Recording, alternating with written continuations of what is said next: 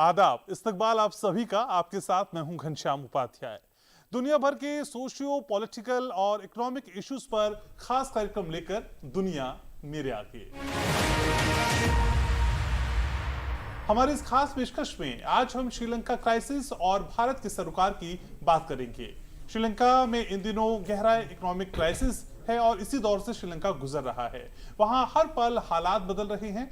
आम लोगों का प्रोटेस्ट थमने का नाम नहीं ले रहा है, जिसकी वजह से वहां पे पॉलिटिकल इनस्टेबिलिटी की सूरत हाल पैदा हो गई है। जाहिर है किसी भी मुल्क में ऐसे हालात पैदा होते हैं तो उसका असर पूरी दुनिया पर पड़ता है। सबसे ज्यादा असर पड़ोस के मुल्कों पर पड़ता है।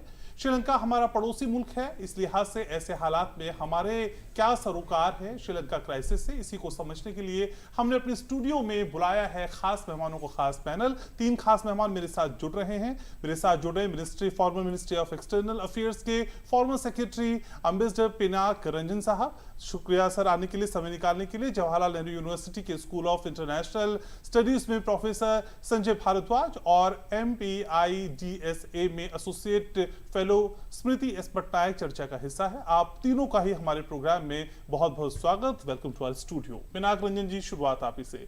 सर, इस क्राइसिस को भारत के लिहाज से आप कितनी बड़ी चिंता का सबब समझते हैं? श्रीलंका के हालात हम पर क्या इंपैक्ट डाल सकते हैं?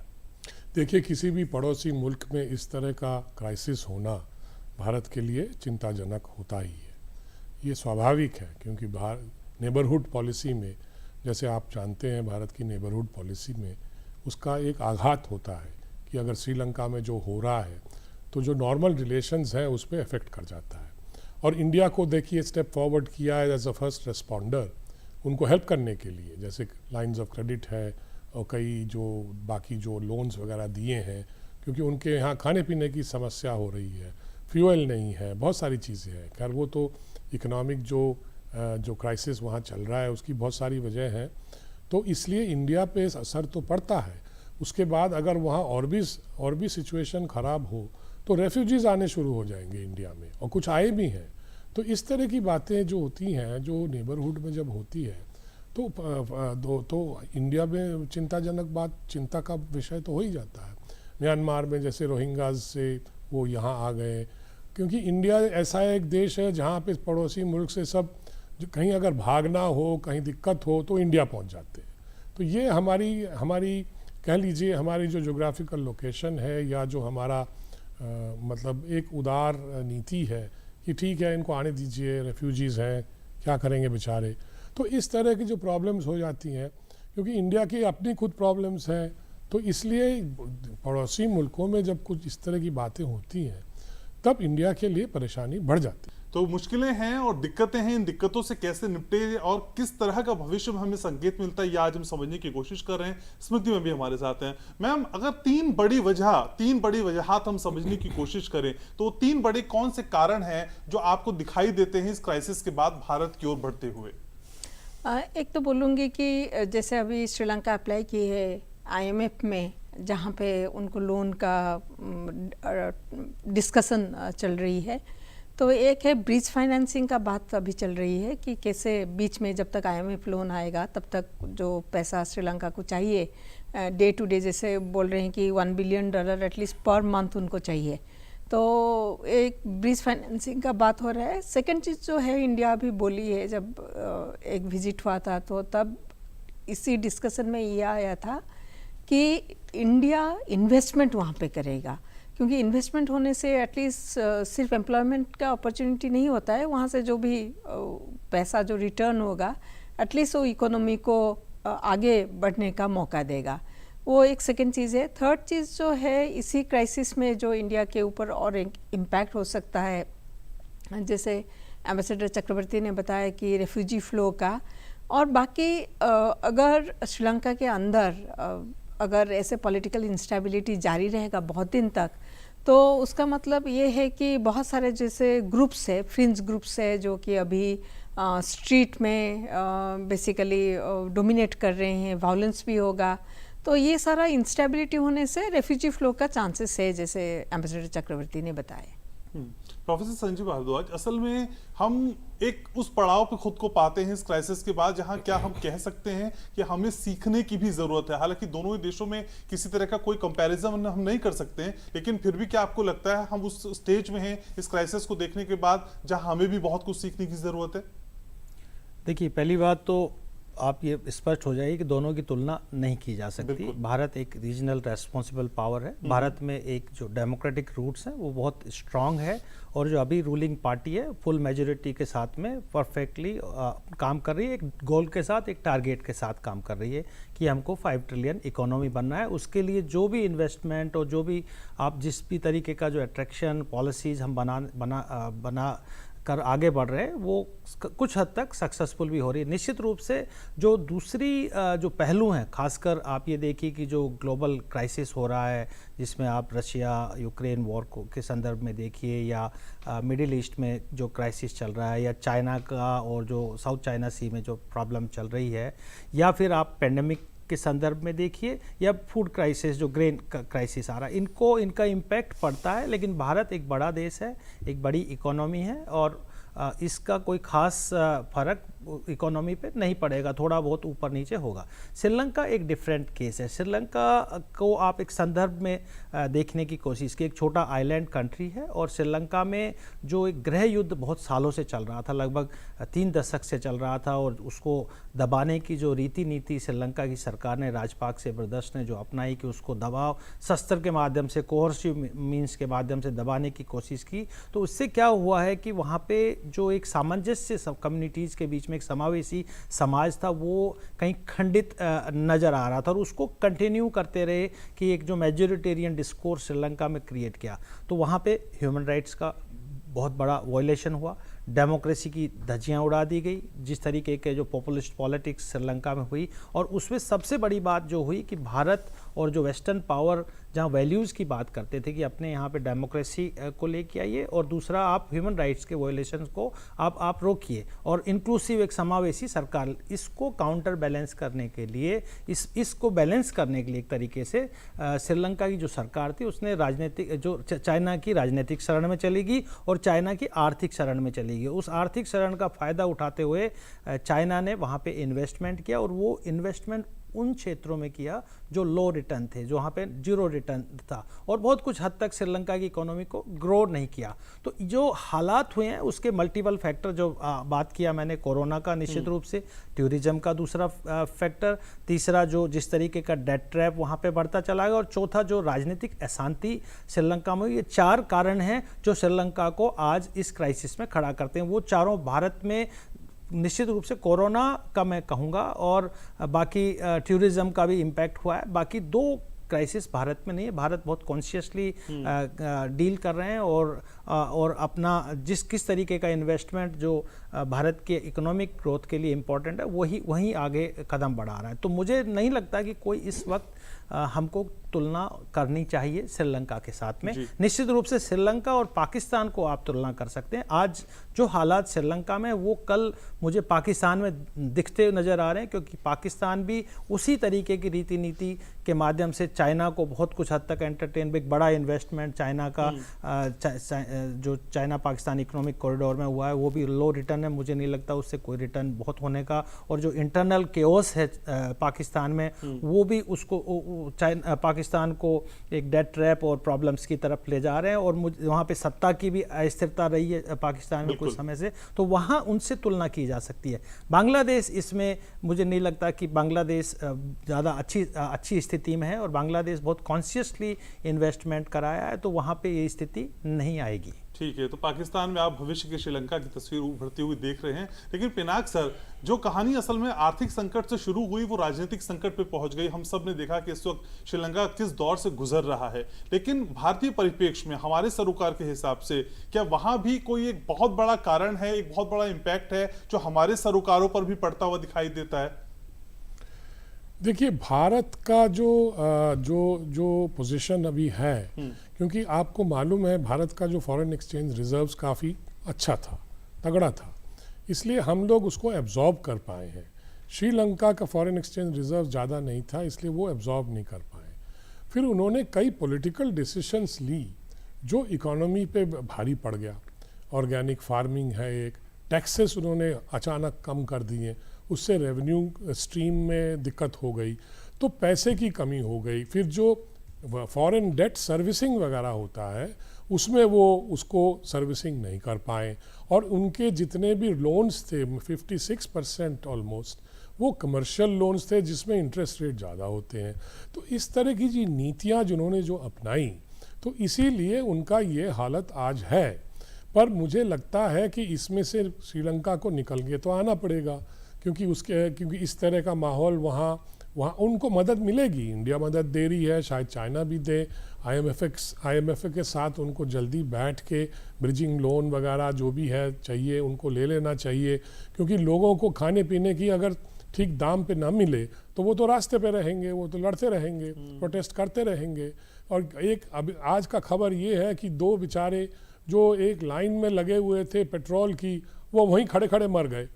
इस तरह की घटनाएं हो रही हैं, तो ये बहुत दुखद है कि इस तरह का माहौल उन्होंने अपने आप क्रिएट किया है। अब देखिए दुनिया का नज़र जो है बहुत सारी चीज़ों पे है, उधर यूक्रेन वॉर ने ग्रेन मार्केट में, फ्यूल मार्केट में, सब जगह वो असर डाल दिया है। हमारी भी काफ़ी उसमें पैसा लग रहा है, इसलिए हमारा जो फॉरेन एक्सचेंज रिजर्व्स है डिप्लीट हो रहा है, पर हमारे पास काफ़ी कुशन है। बांग्लादेश जैसे संजय ने कहा, उन्होंने कई कदम ले लिए हैं, उन्होंने पावर रेशनिंग कर दिया क्योंकि फ्यूल की प्रॉब्लम है, उन्होंने और कई चीज़ें, फॉरेन ट्रैवल बंद कर दिया लोगों का जो मतलब सरकार में है, बहुत सारी जो जिसको हम कहते हैं belt tightening efforts, economic efforts वो कर रहे हैं।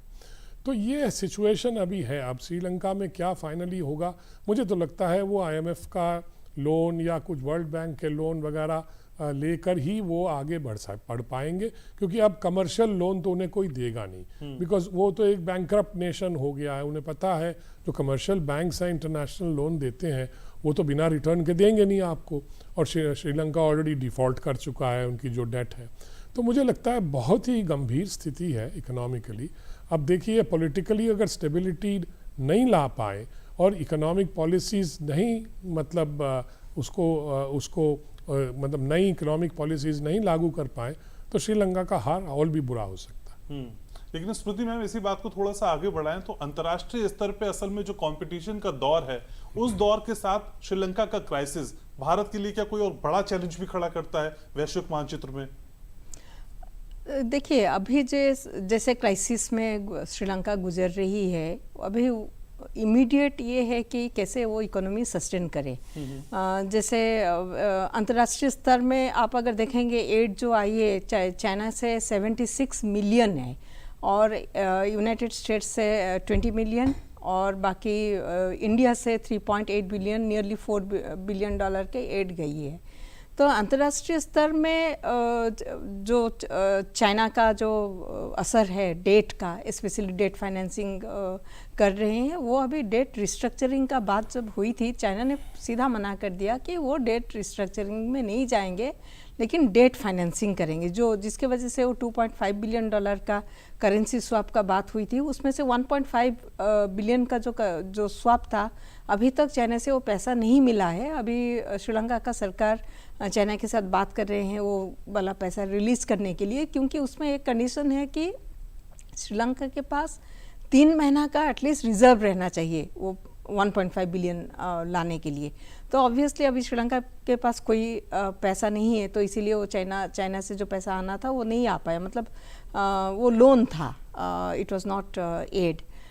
बाकी जैसे अभी परिस्थिति है श्रीलंका में, जैसे मैंने बताया पहले कि इकोनॉमिक क्राइसिस अभी चल भी रही है, पॉलिटिकल क्राइसिस तो साथ पे चल रही है, क्योंकि अभी तक रानिल विक्रमसिंघे का इलेक्शन के बाद अभी लोग फिर भी प्रोटेस्ट कर रहे हैं, कम हो गया है लेकिन प्रोटेस्ट अभी चल रही है। तो अंतर्राष्ट्रीय स्तर में जब तक डेट रिस्ट्रक्चरिंग का बात नहीं हुई है, अभी श्रीलंका 2 कंपनी को अपॉइंट की है जो कि डेट रिस्ट्रक्चरिंग देख रहे हैं कि कैसे डेट रिस्ट्रक्चर करा जाए, क्योंकि बिना डेट रिस्ट्रक्चरिंग में IMF पैसा नहीं देगा, क्योंकि पहले पूछेगा हम अगर आपको पैसा देंगे तो आप उसको कैसे वापस करें, कैसे स्ट्रक्चर कर रहे हैं। अभी बीच में ये भी प्राइम मिनिस्टर जो नया प्रेसिडेंट है वो भी बोले हैं कि हम लोग ये देखें कि नया बजट पास करेंगे तो अभी मतलब जो अर्थनैतिक संकट है खूब ही मतलब बहुत ज़्यादा मतलब स्ट्रेसफुल है, जो कि मतलब देश को उसके बीच से उभर के आने के लिए बहुत सारा अनपॉपुलर डिसीजन अभी लेना पड़ेगा श्रीलंका की सरकार को। आप एक तरह तो लोग जो है प्रोटेस्ट कर रहे हैं, उस तरफ आप अनपॉपुलर डिसीजन भी ले रहे हैं, तो इसमें पॉलिटिकल इंस्टेबिलिटी आगे मतलब बढ़ने का ज़्यादा संभावना है। इलेक्शन में अभी नहीं देख रही हूँ कि मतलब देखने का चांसेस खूब कम है, क्योंकि अभी आप अगर देखेंगे इलेक्शन में भी पैसा लगता है। आप अगर रैली में जाएंगे, तेल भी नहीं है, पॉलिटिशियन जो कैंपेन करने के लिए जाएंगे, तो अभी इलेक्शन का भी कोई चांस नहीं है। तो इसमें कैसे सरकार कैसे क्या करेगा वो एक्चुअली सबसे बड़ा चैलेंज है, लेकिन बहुत अनपॉपुलर डिसीजन अभी आने वाली है। जी संजय सर, विदेशी मुद्रा भंडार की स्थिति हमने श्रीलंका के इस क्राइसिस में देखी, क्या उस स्तर पर भारत के लिए भी कुछ सोचनीय विषय है? क्या इस ओर हमें सोचना होगा? क्या इस ओर कोई और खास कदम उठाने की भी आवश्यकता आपको दिखाई देती है? सर, आपका एनालिसिस क्या है? देखिए, आप जो विदेशी श्रीलंका का जो विदेशी भंडार है, निश्चित रूप से लगभग 127% उनका जो डेट ट्रैप की तरफ चला गया, डेट का। भारत का देखिए, भारत को आप फिर हम वही तुलना कर रहे हैं दो इकोनॉमीज़ की। श्रीलंका बहुत छोटी इकोनॉमी, भारत एक बड़ी इकोनॉमी है जिसका बहुत कुछ हद तक हम सेल्फ रिलायंस की तरफ बढ़ रहे हैं। भारत का जो आप ये देखिए कि रेमिटेंसेस से लगभग प्रति वर्ष $90 बिलियन उसमें आयात है। $90 बिलियन एक बड़ा एक कंट्रीब्यूशन है। जो इंडियन कम्युनिटी डिफरेंट ओवरसीज हैं, वो बहुत बड़ा एक कंट्रीब्यूशन भारत की इकोनॉमी में कर रही है। जो दूसरा सेक्टर्स है जैसे एग्रीकल्चर है, हमने ऐसे कोई डिसीजंस नहीं लिए जो श्रीलंका की सरकार ने कि फर्टिलाइज़र और यूरिया को आप बैन कर दीजिए। हमने सब मिक्स फार्मिंग सिस्टम को रखा गया है, और हर राज्य का एक अपना स्ट्रक्चर है। आप जाएंगे राजस्थान में जाएंगे तो देखेंगे कि लोग आज भी किसान फर्टिलाइजर्स का यूज नहीं करते, प्रोडक्शंस उतना ही बराबर आता रहता है। आप आंध्रा और महाराष्ट्र में जाओगे तो देखेंगे कि बहुत ज़्यादा हाई यील्डिंग क्रॉप्स को वो प्रमोट करते हैं, फर्टिलाइजर्स यूज़ करते हैं। तो एक अलग, क्योंकि बहुत डाइवर्स कंट्री है, और डाइवर्स कंट्री होने की वजह से इनके अपने रिसोर्सेज हैं, अपना प्रोडक्शन है, अपना एक बिल्डअप सिस्टम है। तो मुझे नहीं लगता कि भारत में इस तरीके का कोई बहुत बड़ा क्राइसिस आएगा। निश्चित रूप से दो बातें साफ है कि जो एनर्जी का जो कंजम्पशन है वो हर साल 2 से 3% GDP के संदर्भ में बढ़ता है, क्योंकि आपको इकोनॉमिक ग्रोथ को सस्टेन करना है और आगे बढ़ाना है, तो आपको एनर्जी रिसोर्सेज को डाइवर्सिफाई करने की ज़रूरत है। मल्टीपल सोर्सेज को आपको एक्सप्लोर करने की ज़रूरत है, और मल्टी फ्यूल सिस्टम को, यानी कि खाली क्रूड ऑयल पे आप डिपेंडेंट नहीं हो सकते। जो रिन्यूएबल की तरफ जो पॉलिसीज़, हमारी जो एनर्जी ट्रांजिशन हो रहा है उसकी तरफ बढ़ रहे हैं, तो निश्चित रूप से भारत एक रेजिलेंट एक सोसाइटी है, और मुझे नहीं लगता कि इस तरीके के प्रॉब्लम भारत में आएंगे। देखो, श्रीलंका एक डिफरेंट, मैंने पहले भी कहा कि जो वहाँ पे राजनीतिक जो प्रॉब्लम्स, जो क्योस था, जो लोगों को प्रॉब्लम्स आई, वो बहुत डीप रूटेड थी। इनफैक्ट जिस तरीके से सिंहली बुद्धिस्ट जो पॉलिटिक्स श्रीलंका में हुआ, जो मेजोरिटेरियन डिस्कोर्स हुआ, वो देखिए कि जब ये इकोनॉमिक क्राइसिस आया तो वहाँ पे ये सब धूमिल होता हुआ नजर आया। और आप जाफना प्रोविंस में जाएंगे तो सियलीज और तमिल्स और सब लोग साथ प्रोटेस्ट कर रहे हैं, क्योंकि लोगों को प्रॉब्लम हो गया। फ्यूल क्राइसिस हुआ, फूड क्राइसिस हुआ, मेडिसिन क्राइसिस हुआ, और लोगों को जो आम जो जनजीवन था लोगों का, वो उससे प्रभावित हुआ, और लोगों ने प्रोटेस्ट करना शुरू किया। अब उसको कोशिश क्या हुआ कि ये आज तक क्यों चला जा रहा है कि जहाँ पे राजनीतिक समाधान की ज़रूरत थी वहाँ आप संवैधानिक समाधान ढूंढने की कोशिश कर रहे हैं। संवैधानिक समाधान में क्या हो रहा है कि आप जो SLPP पार्टी है, जो राजपाक्से ब्रदर्स की पार्टी है, वो सत्ता में, मेजोरिटी में। अब आप संवैधानिक समाधान की बात करेंगे तो प्रधानमंत्री भी उन्हीं का बनेगा और राष्ट्रपति भी उन्हीं का बनेगा, और अगर आप स्पीकर को राष्ट्रपति बनाते वो भी उन्हीं का होगा। जनता उसको एक्सेप्ट नहीं कर रही। समाधान ये होता है, और एक पॉलिसी जो अभी जो पॉलिसी डिसीजंस आएंगे कितना एक्सेप्टेड होगा रणनील विक्रमसिंघे के, अभी मुझे डाउट है इस बारे में। लेकिन राजनीतिक समाधान ये होता कि अगर एक नेशनल गवर्नमेंट बनाई जाती और सभी पार्टीज को इक्वल वेटेज दिया जाता, एक राजनीतिक समाधान दिया जाता, तो क्या ओनस जो होता वो सभी पॉलिटिकल पार्टी, चाहे तमिल पॉलिटिकल पार्टीज हो या लेफ्ट पॉलिटिकल पार्टीज हो या यूएनपी है या प्रेमादासा की पार्टी है, सिरिसेना की पार्टी, तो सभी पार्टीज को अगर इक्वल वेटेज देके एक नेशनल गवर्नमेंट बनाई जाती तो मुझे लगता है कि एक राष्ट्रीय रीति बनती है जो एक्सेप्टेड होती सभी पॉलिटिकल स्टेक होल्डर्स को, और उसको इंटरनेशनल कम्युनिटी भी एक्सेप्ट करती है। अभी जो कल का आप डेवलपमेंट देखिए कि जिस तरीके से राष्ट्रपति भवन खाली कराया गया, उसको अमेरिकी जो वहाँ पे राजदूत है उन्होंने इसके प्रति चिंता जताई कि जिस तरीके से फोर्सफुली आपने हटाने की कोशिश की, तो अमेरिका इस बात से भी खुश नहीं है कि आप फोर्स को फिर इस्तेमाल कर रहे हो। आपने पहले भी जो श्रीलंकन वॉइस थी या तमिलियन वॉइस थी या माइनॉरिटी की जो वॉइस थी उसको आपने फोर्स के माध्यम से दबाने की कोशिश की, ह्यूमन राइट का वायलेशन हुआ, माइनॉरिटी राइट्स को आपने दबाया।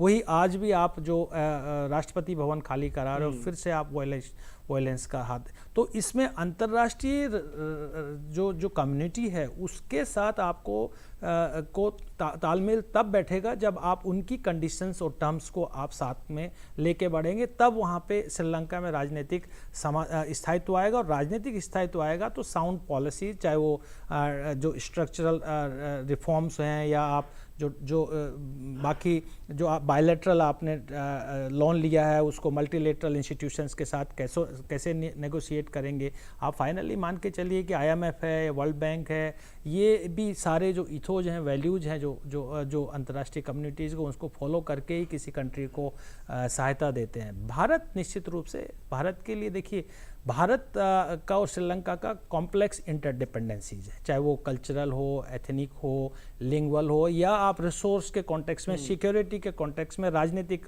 तो भारत के सीधे वहाँ पे ऑब्जेक्टिव है कि वहाँ पे हर तरीके की सिक्योरिटी का एक पीसफुल, शांतिपूर्ण वातावरण बना रहा है, क्योंकि भारत के लिए इंटरनल सिक्योरिटी इम्प्लीकेशंस भी हैं, एक्सटर्नल सिक्योरिटी इम्प्लीकेशंस है। भारत चाहता है कि श्रीलंका में आर्थिक विकास भी हो, क्योंकि उससे क्या होगा कि उससे नहीं तो रिफ्यूजी वहाँ पे माइग्रेशंस बढ़ेगा, रिफ्यूजी बढ़ेगा। और भारत तीसरा वहाँ चाहता है कि एक स्थायी गवर्नमेंट हो। तो भारत एक रेस्पॉन्सिबल रीजनल पावर के तरह बिहेव करके वहाँ पे जनता के साथ खड़ा होके वहाँ समाधान ढूंढने की कोशिश कर रहा है, और इकोनॉमिक जिम्मेदार पड़ोसी की तरह कर्तव्य निभाने की कोशिश भारत करता हुआ नजर आ रहा है। लेकिन पिनाक सर, सशक्त जो सिविल सोसाइटी हैं या संवैधानिक संस्थाएं हैं सर, उनकी भूमिका इस तरह के क्राइसिस में कितनी इंपॉर्टेंट हो जाती है, और अगर इन तरह की सोसाइटीज की वाकई इंपॉर्टेंस है तो क्या भारत में भी इनकी जो उपयोगिता है, जो इनकी भूमिका है, वहां पर काम करने की जरूरत है, या परिस्थिति आपको ठीक दिखाई देती है सर? देखिए, किसी भी डेमोक्रेसी में सिविल सोसाइटी का एक रोल होता है, हम सब जानते हैं, पर किस तरह का रोल हो या उनके क्या क्या इन्फ्लुएंस आती हैं, हम वो भी जानते हैं कि विदेशी इन्फ्लुएंस भी वर्क करती है इसमें। तो अब देखिए, जैसे ये अभी जो बात संजय ने कही कि जब आप इकोनॉमिकली और पॉलिटिकली एक क्राइसिस में पड़ जाते हैं, तब विदेश से जो प्रभाव या जो प्रेशर है वो बढ़ने लग जाता है, क्योंकि आपको उनकी ज़रूरत है, आपको IMF की ज़रूरत है, आपको वर्ल्ड बैंक की ज़रूरत है, तो वो फिर उसको इस्तेमाल करके आपके ऊपर दूसरे प्रेशर लाते हैं। ये इंडिया भी इस हाल से गुजर चुका है। अर्ली 90s में जब इकोनॉमिक रिफॉर्म शुरू हुए थे, तब इंडिया पे भी दबाव आया कि आप न्यूक्लियर प्रोग्राम बंद कर दीजिए, आप ह्यूमन राइट्स पे आप लोग आप लोग ह्यूमन राइट्स पे कुछ नहीं कर रहे हैं, उस पर कुछ करिए। इस तरह के दबाव से हम गुजर चुके हैं, और इसलिए श्रीलंका को भी अब इस तरह के दबाव झेलने पड़ेंगे, और उनके ऊपर ये दबाव आएगा, क्योंकि जो पैसा दे रहा है IMF वो कंट्रोल करते हैं जो डेवलप्ड नेशंस हैं, और उन्हीं के एम्बेसडर आज कह रहे हैं कि आपने वायलेंस क्यों यूज़ किया उन लोगों को राष्ट्रपति भवन से निकालने के लिए। तो इस तरह का एक माहौल बन रहा है कि आप हमारी बात भी सुनिए, ह्यूमन राइट्स ये वो जो भी है, और वाकई ह्यूमन राइट्स का उल्लंघन काफ़ी हुआ है श्रीलंका में, इसमें कोई शक नहीं है। एक पॉइंट और भी है जो हमने अभी तक किसी ने रेज नहीं किया है, वो है 2018 का जो टेररिस्ट अटैक था, जो इस्लामिक टेररिस्ट अटैक हुआ। बाद में पता चला कि किसने किया क्या नहीं किया, और उसके जो लिंकेजेस थे, उसमें बहुत लोग मरे, उसमें क्रिश्चियन चर्चेस पे अटैक हुआ। उसका जो एक बहुत बड़ा एक नतीजा और नुकसान श्रीलंका का हुआ कि टूरिज़्म ऑलमोस्ट बंद हो गया। लोग डर गए कि यहाँ जाएंगे तो बम ब्लास्ट हो रहा है, किसी भी देश में बम ब्लास्ट हो या इस तरह की जिहादी एक्टिविटीज़ हो तो वहाँ टूरिज़्म होता नहीं है। कौन कौन जाएगा उस तरह के माहौल में? आप देख लीजिए, कोई भी कंट्री ले लीजिए, पाकिस्तान को ही देख लीजिए, कितने टूरिस्ट वहाँ जाते हैं। तो इस तरह का श्रीलंका जो डिपेंडेंट था टूरिज़्म पे, उसका एक बहुत बड़ा एक रेवेन्यू स्ट्रीम जो है वो बंद हो गया, ऑलमोस्ट बंद हो गया। और उसके बाद में तो यूक्रेन की बात हमने करी है कि फ्यूल प्राइसेस वगैरह वगैरह उसमें जो बढ़ा है उसका भी बहुत बड़ा असर हुआ। और फिर जो उन्होंने अपनी अंदरूनी जो कुछ पॉलिसीज़ अपनाई उसका भी असर हो गया। तो इसको मैं कहूँगा कि डबल तो नहीं तो ट्रिपल वैमी हो गया उन पे। तो इसीलिए अब उनका ये हालत हो रहा है। और इस